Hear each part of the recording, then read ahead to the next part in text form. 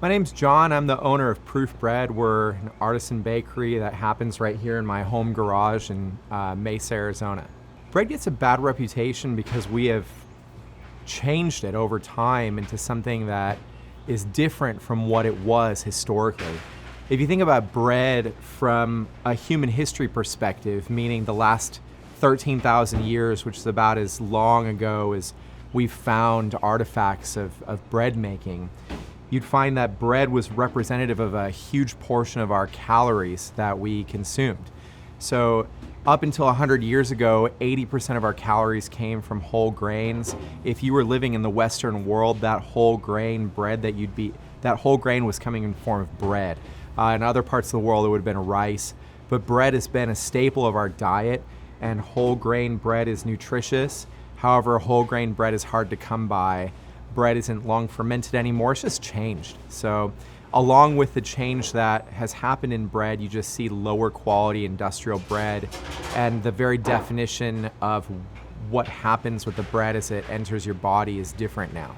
Even buying the whole wheat bread at the grocery store, you're not really getting the same product that we're making here. First, the grocery store is sort of an illusion of choice when it comes to bread. If you go down the bread aisle, you see all these brands and all these choices, but if you dig a little further, you'll find that a lot of those choices are actually just one company. So over the last couple decades, you've seen a huge consolidation happen amongst industrial bread producers. Flour Foods, which is ticker symbol FLO on the New York Stock Exchange, owns so many of the brands: Sara Lee, Wonder Bread, Dave's Killer Bread, all just one company. So the bread aisle is more of an illusion of choice. You're really buying from one big corporation.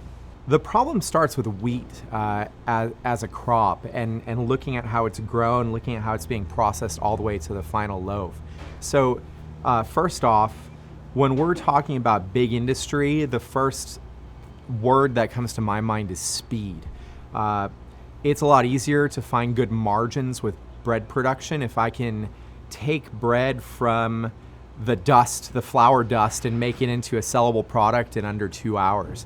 And that's the reality of industrial bread, is you can go start to finish in rapid speed. So all the equipment that you see in our bakery that we have optimized for longer processes is really designed for dough that's coming directly out of the mixer, now being dumped into the bread divider and shaped right away. The process is like 30 minutes from mixer to table. What happens is that wheat needs to be fermented. Wheat itself has all of these sort of anti-nutrients in it, phytates, lectins. Gluten itself is tough and hard for our bodies to digest. And so when it comes to bread production at an industrial level, there just simply isn't the time in order for the wheat to ferment out and neutralize all of those sort of anti-nutrients and aspects of the food that's harder for our body to digest. When we change the fermentation to sourdough, we change from a 2-hour process to something that actually takes more than a day. So the time that we take from dust to final loaf is closer to 30 hours from start to finish. In that 30-hour process, the entire time fermentation's taking place. So we're dealing with a living product in our loaves of bread, and it is completely alive, chock full of microorganisms, all the way until it hits a terminal temperature in the oven, which is 135 degrees for yeast. So the bread really is alive that entire 30-hour process.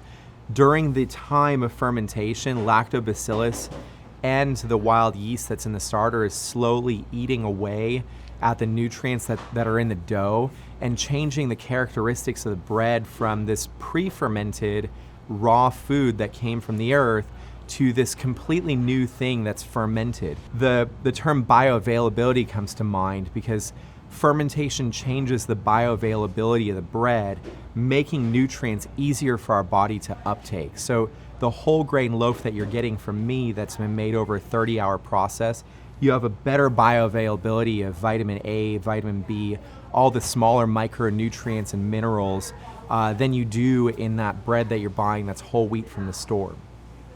I could go a step further and tell you that the whole wheat bread that you're buying at the store, there's a little bit of a trickery associated to it. So industrial steel mills are really, really good at stripping the wheat berry of the germ and the bran, the outer layers of the wheat berry. And what's left is just the inner layer, the endosperm, which is a starch. That creates white flour. And so industrial mills are really in the business of creating white flour. It's very predictable. But then they have this byproduct that they sifted out in the bran and the germ. So in creating whole wheat bread at an industrial scale, basically the mills are taking that byproduct that they sifted out when they created white flour and re-injecting it back to create whole wheat flour.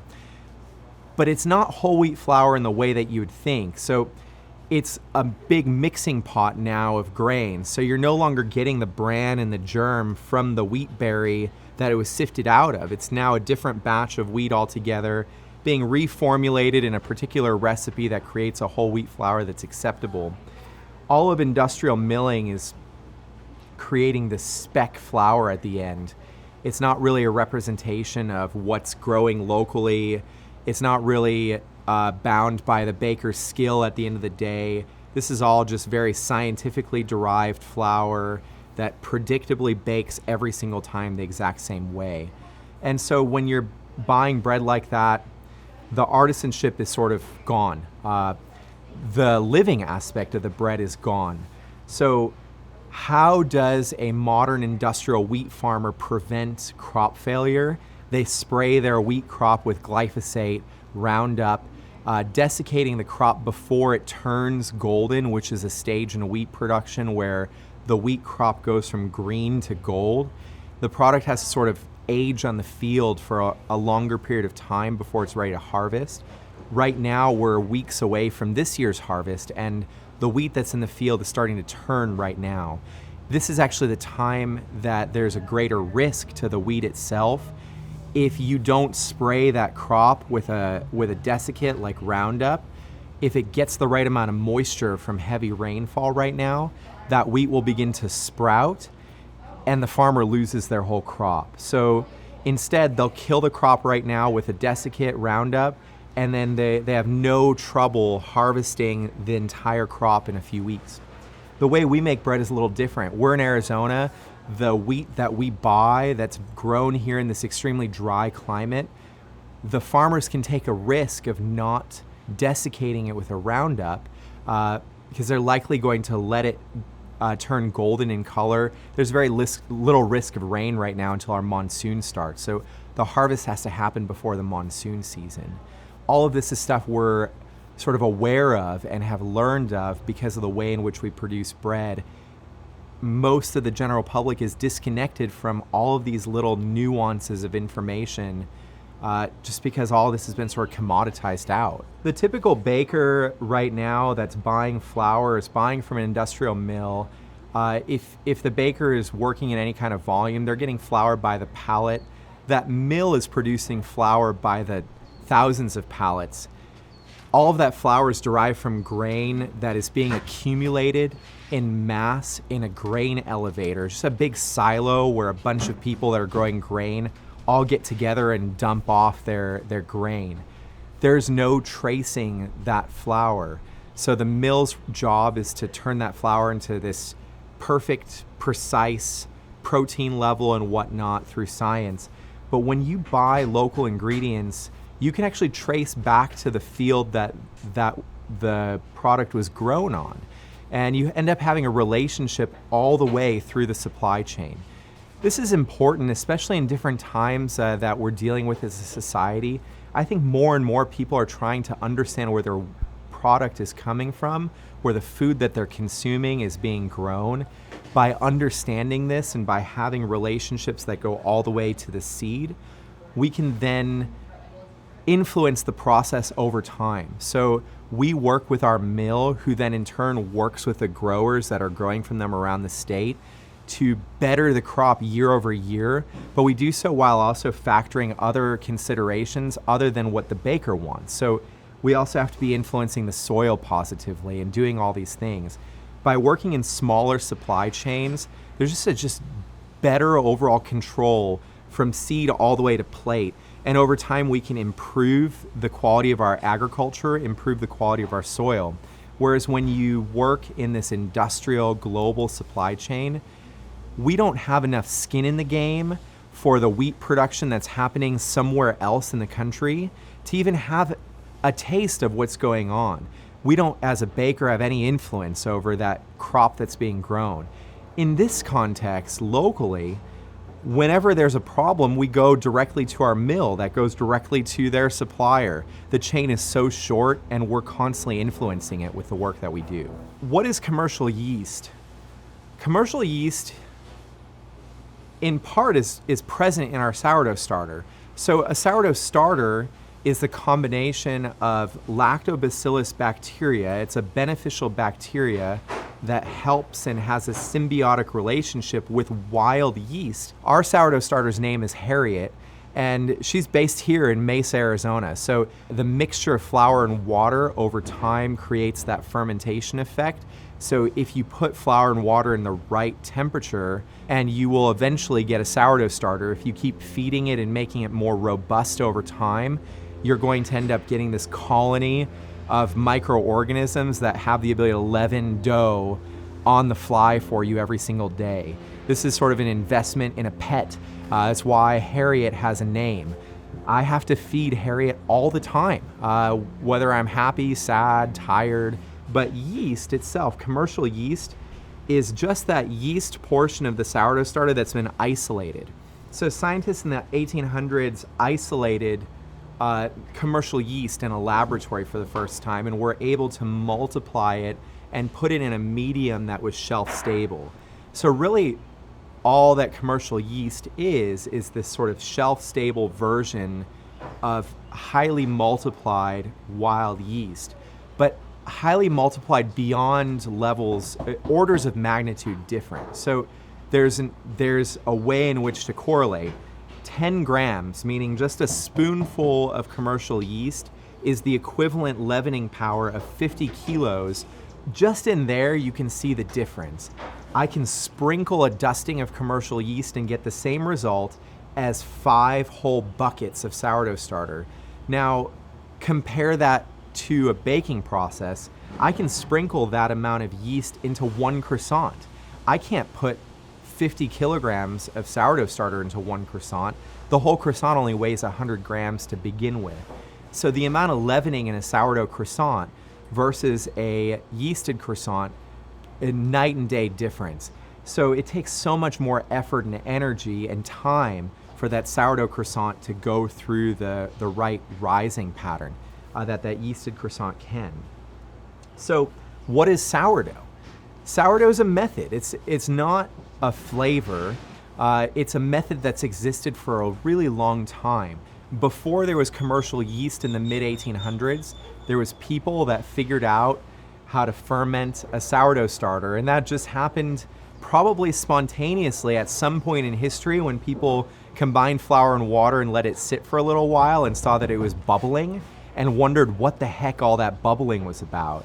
Over time, we figured out that if we feed this bubbling goop, that it rises some more, and if we feed bread when it's at its peak risen quality, especially if we've really thought about it more at a microbial level, tried to make sure that we're mixing bread when the maximum amount of cell colony is created in that sourdough culture, we can get a really robust leavening just from flour and water in the air that's been fermented. Bread making is actually a traditional, simple, rustic, rudimentary.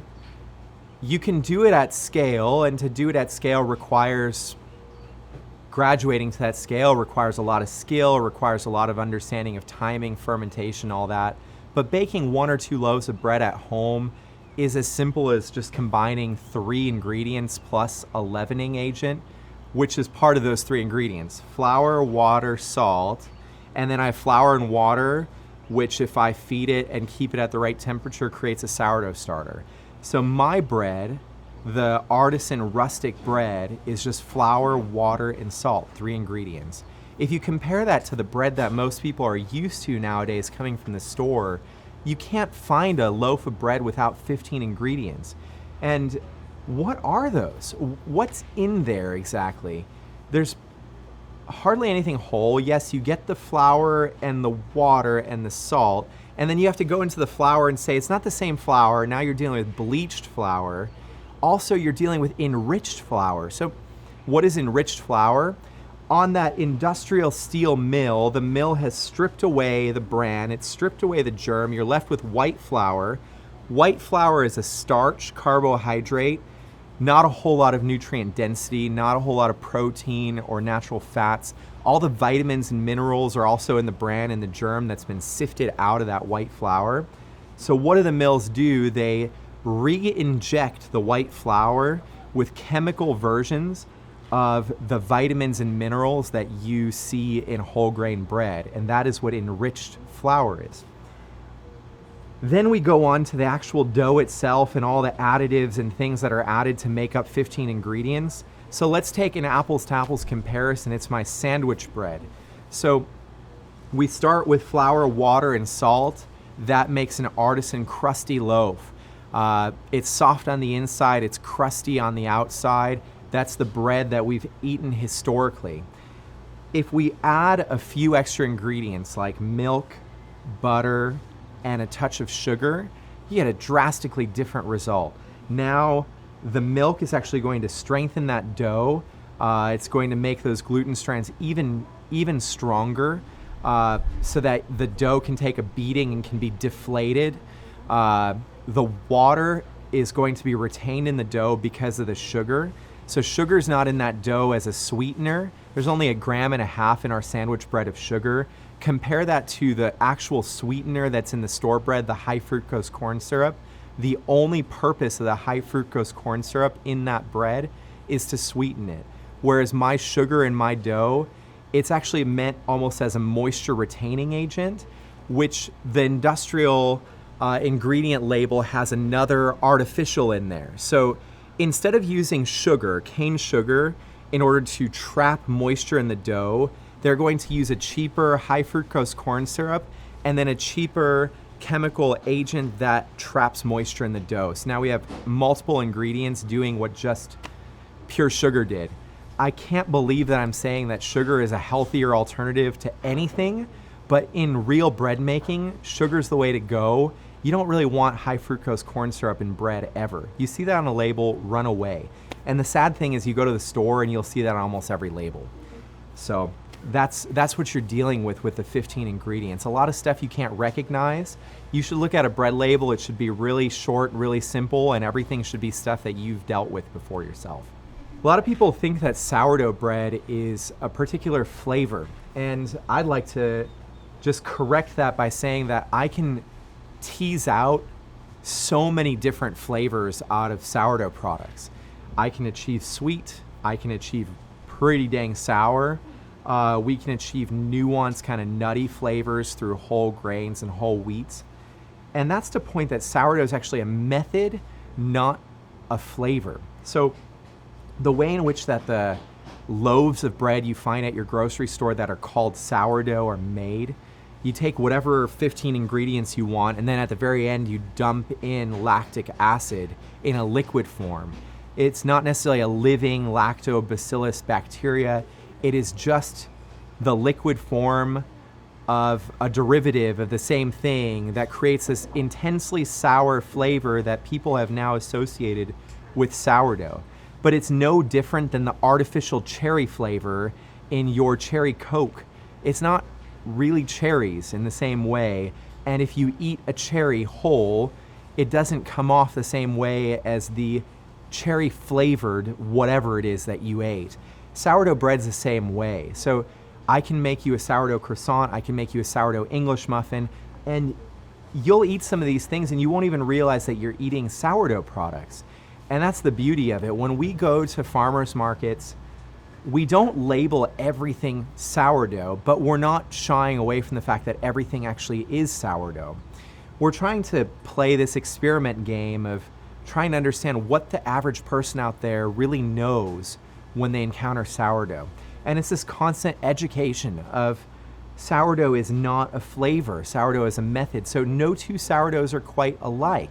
No two fermentation sets in a bakery or in a home kitchen are quite alike. You can try to mimic somebody else's process, but your environment, your humidity, your culture itself is different. The resulting flavors are different. The temperatures that you work with will change the tartness at the end. So I can produce sourdough bread for you that you would never think is sourdough if your only experience was that artificially tart bread that you get at the store. I haven't found my own personal limitations for sourdough yet. As a bakery, we've said this is the only way that we want to bake. And I'm not trying to vilify yeast, so hear me right when I say that we're not some mortal enemies of the bakers out there that are baking with yeast. And there's certainly ways of baking traditionally with yeast that are time respected. We're breaking some tradition, I would say modern tradition, post 1850 tradition in the baking world. Sourdough croissants are not really a typical thing.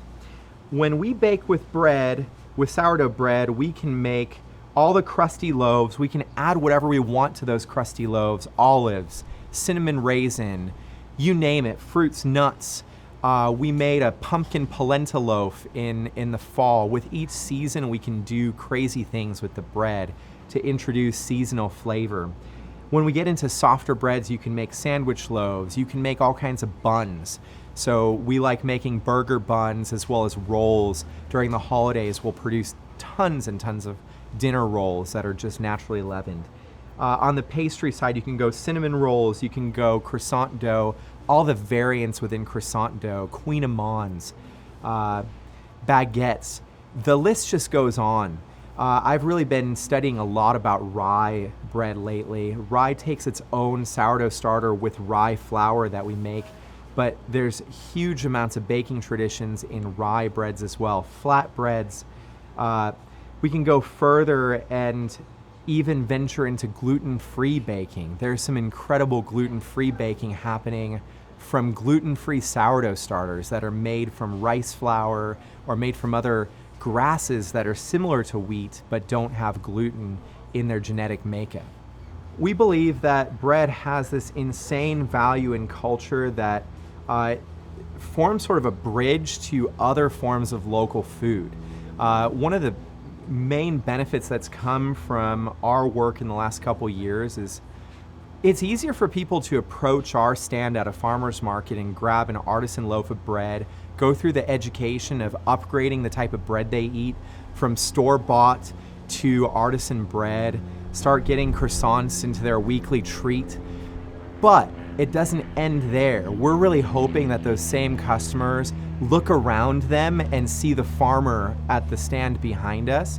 So really we're hoping that bread and bread making is a conduit for people to understand the local food that's being grown around them, that's being produced around them.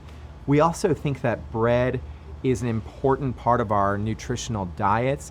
With 80% historically of our diet coming from whole grains, we believe that there is a nutritious, good way of getting those whole grains from sourdough bread, and you don't need to compromise.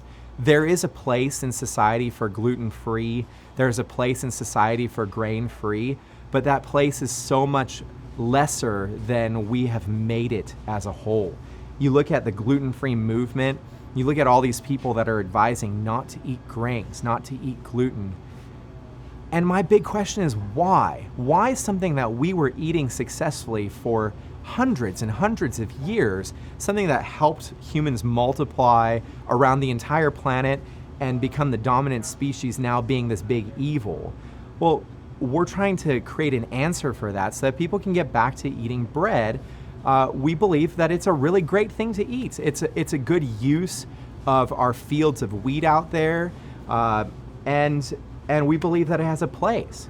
I think that people are rediscovering and falling in love with baking at home because of the qualities of baking that bring you back in time to a completely different world that I think all of us intuitively miss. As humans, I don't think that we were programmed to sit in front of a screen all day, hunched over, typing. I think that we were given hands and feet and brains. Somebody recently made a comment to me about something about me being too intelligent for making bread, and I sort of scoffed that off. Because bread is hard work and requires intelligence to do really well. We need people who are intelligent across all the trades doing things. And I think that when people bake bread at home, they get a sense of fulfillment that comes from understanding this process that's difficult, that's likely resulting in their immediate failure at what they're trying to do. But something about the food aspect, something about the tactile aspect of doing something in your hands brings people back to try again. And then through that process of discovering this journey of bread making, you rediscover that this is a process of human life that has been around, that we have chosen to trade out for the convenience of going to the grocery store. So I think that what's really happening on the whole is people are rediscovering these things that we used to do as humans, and we used to do in community together, we used to share together. Breaking bread is a term because of the context. We break bread together in community, we share our work together, we have a good time together. And whenever something is too easy, something else is traded off in that process. So I think the real core of your question boils down to, if I can go and grab an easy loaf of bread from the store and be back here within 10 minutes and be cutting it open, whatever, that's all nice. But there is something completely different to be had through the journey of making that loaf of bread. The key is to think about it as a journey and a starting point. And I think the first thing that anybody starting to bake bread at home should consider is to check themselves, to check how self-critical they are and whether they're actually up for the task of learning how to make bread. The type A personalities, and I probably fall into that somewhere along the line. I'm really constantly upset at my own work, wanting it to be better. You do have to balance that out a little bit to bake bread at home, enough to try again. The first takeaway is you're going to be trying over and over again, and there's going to be this trial and error process. The thing that's encouraging is, though, that your worst result is probably way better than the bread that you're buying at the store.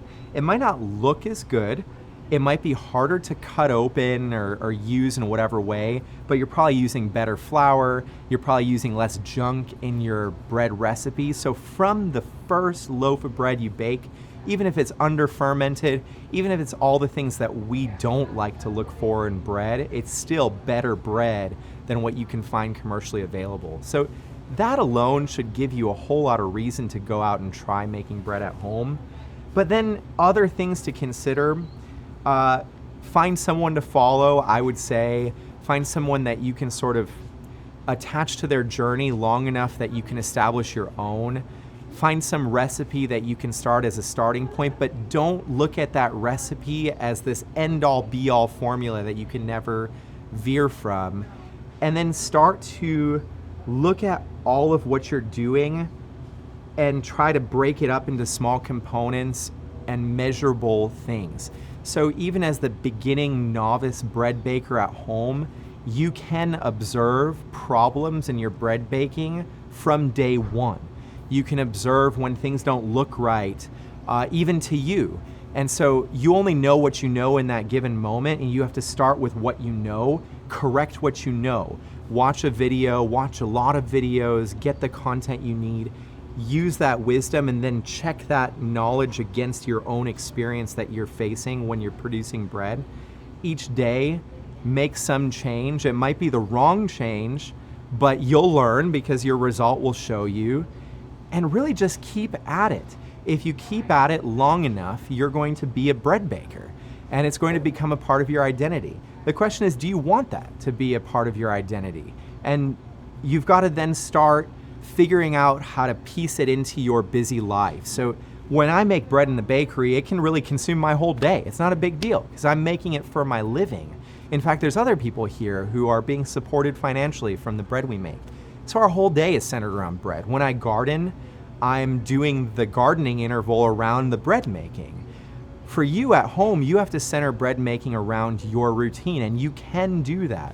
So if you look at recipes and formulas that are incompatible, start asking questions of how can I make this work?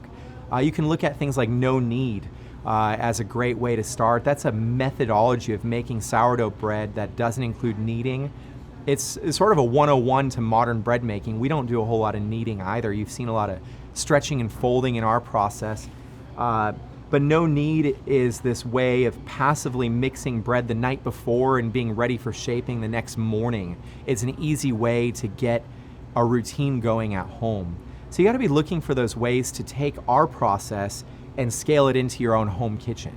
Dough hydration, for whatever reason, is just this like buzzy place to think about bread.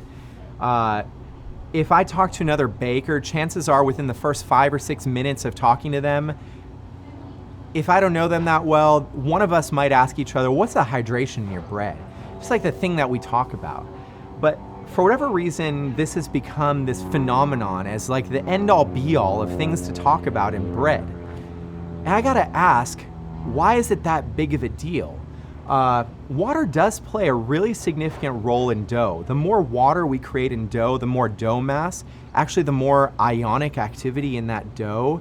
And so that sort of helps along fermentation in its own way. It has a scientific process. There's a reason that dough production has taken on more water as a whole over time.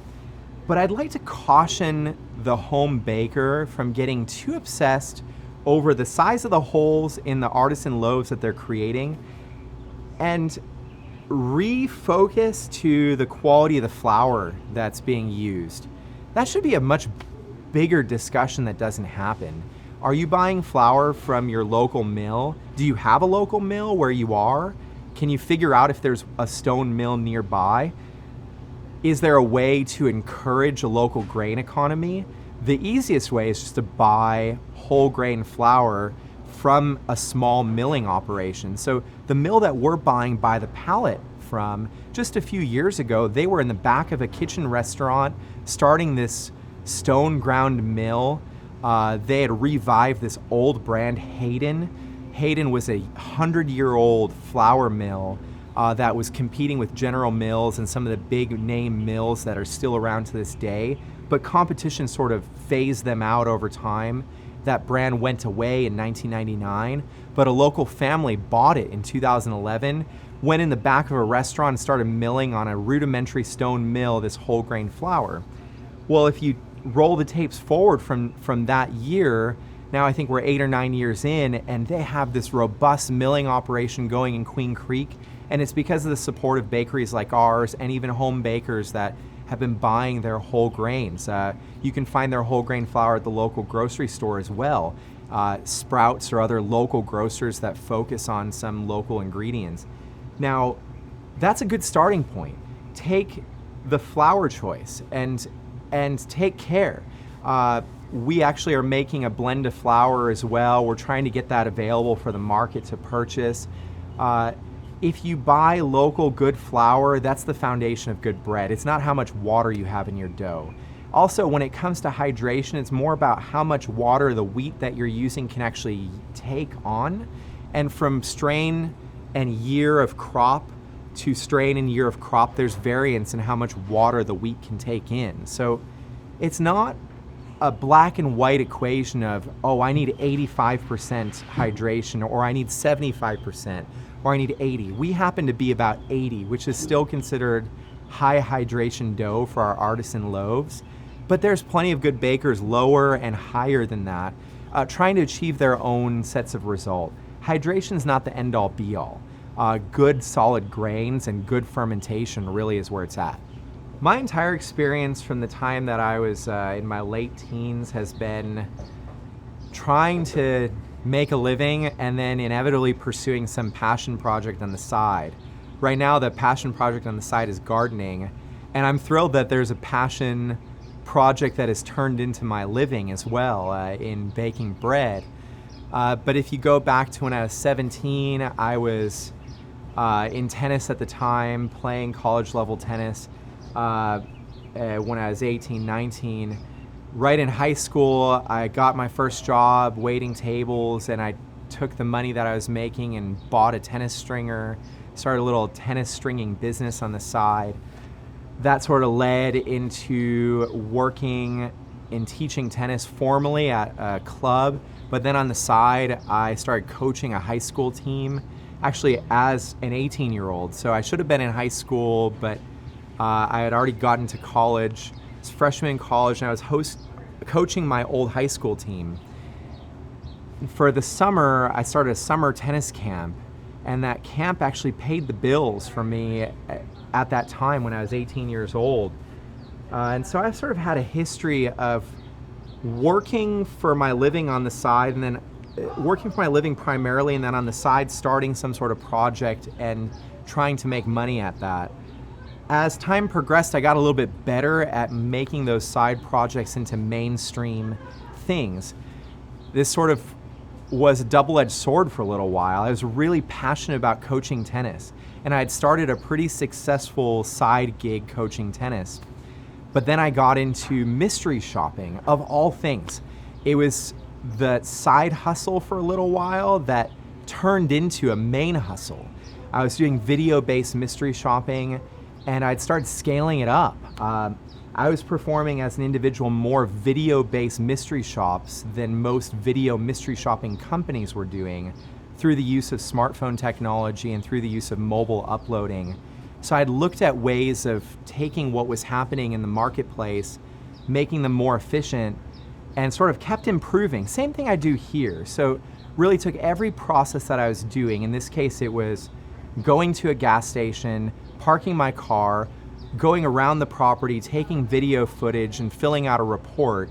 And month over month, shop over shop, I figured out how to shorten the time that it took to fill out that report, figured out how to shorten the time it took to upload that video to the cloud, and roll the tapes forward a few years. And we were actually building software for that goal of producing video from a smartphone for a mystery shop covertly. And I found myself in this just whole business of video mystery shopping, but I wasn't really into it. It was the side hustle that turned into the main hustle, had displaced teaching tennis, had displaced composting, had displaced all these things I was actually passionate about. And then I got divorced, and then I had an opportunity to run that business still, but a guy down the street who was running Proof all by himself was looking for help. And I remember seeing the ad for becoming a baking assistant for Proof. And I went to Amanda and I said, "Can I do this?" It was a entry-level job, and I had gotten way beyond entry level. I was running a business and supporting a household. I had kids already. I couldn't really afford the entry-level job, but it was tempting me. It was calling me somewhere in the background. A few months further passed. We showed up to a farmer's market on a Saturday morning one day to buy our Proof bread. See, we had just come back from Poland, and this is kind of the history of our bread relationship to begin with. The fact that I'm Polish of immigrant birth, Amanda's Lebanese of immigrant birth, but artisan sourdough was a big part of our experience because it was a part of my Polish background. So we found an artisan bakery, Proof, here in town, and we would go religiously to the Gilbert Farmers Market and pick up our Proof bread every single week.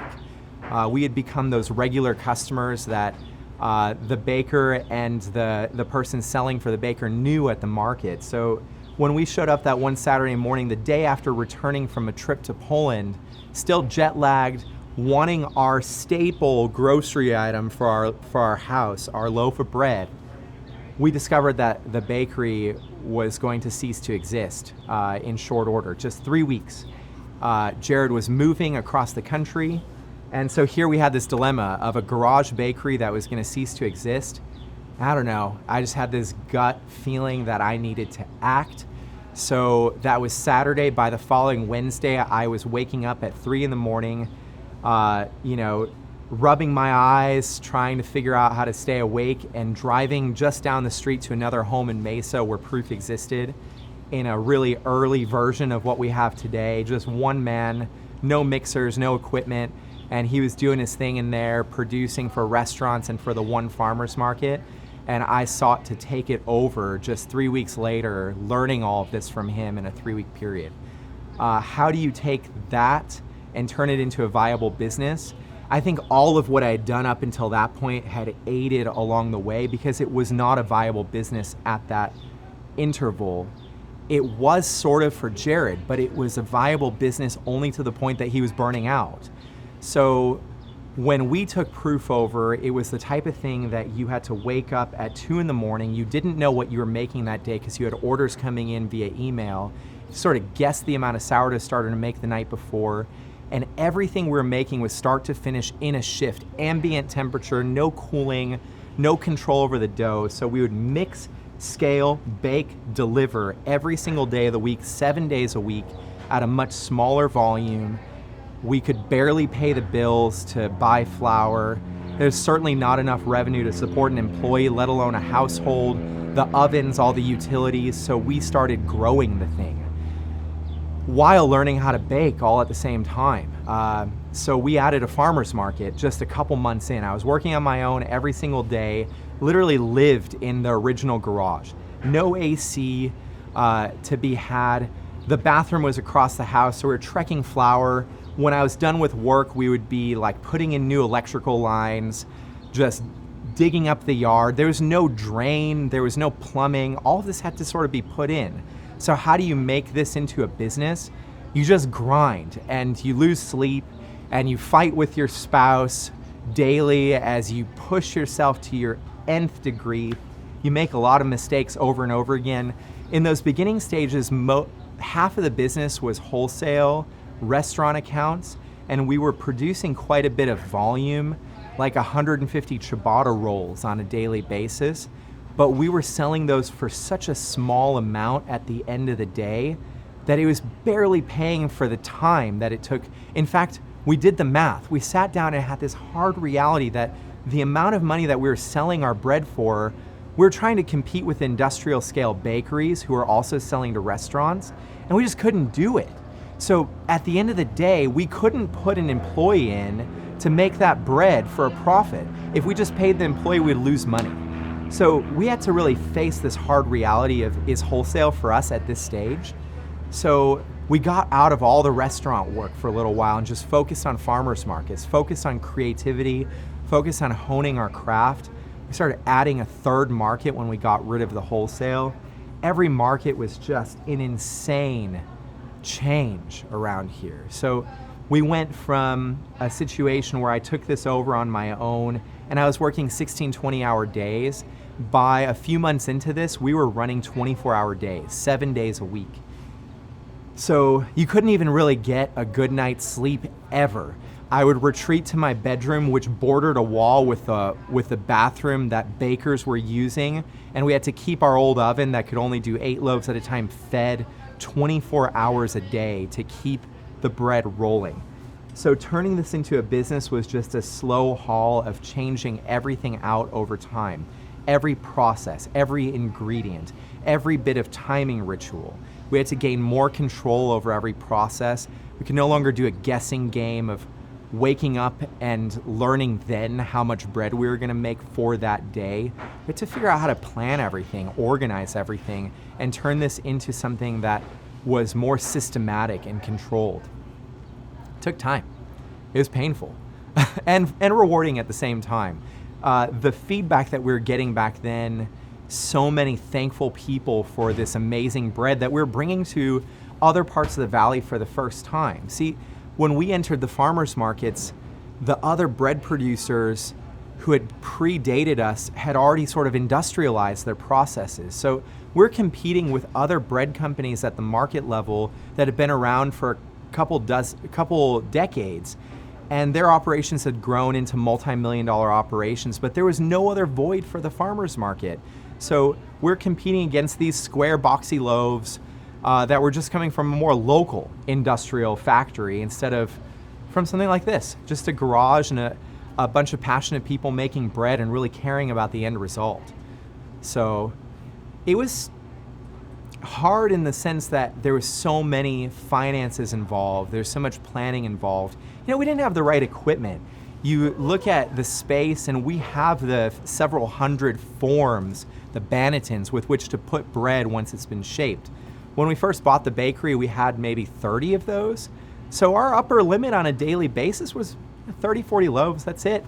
There was only a few of the couches, there was only a few of the fermentation bins. Our oven was awful. We didn't have any ingredients for rolling flour into, really nothing, just bare bones. Think of the most artistic person you've ever met, and you would meet the original owner of Proof. Just like this eccentric chef baker that was willing to go through this self-sacrificial beating up of oneself and burning out of oneself for years and years to gain the base traction that Proof needed to take off. We sort of took it off with the right set of experiences leading up, but Jared did a lot of the heavy lifting, creating a brand, creating kind of a seed that we then watered and took care of and refined and made a little bit more effective for a business.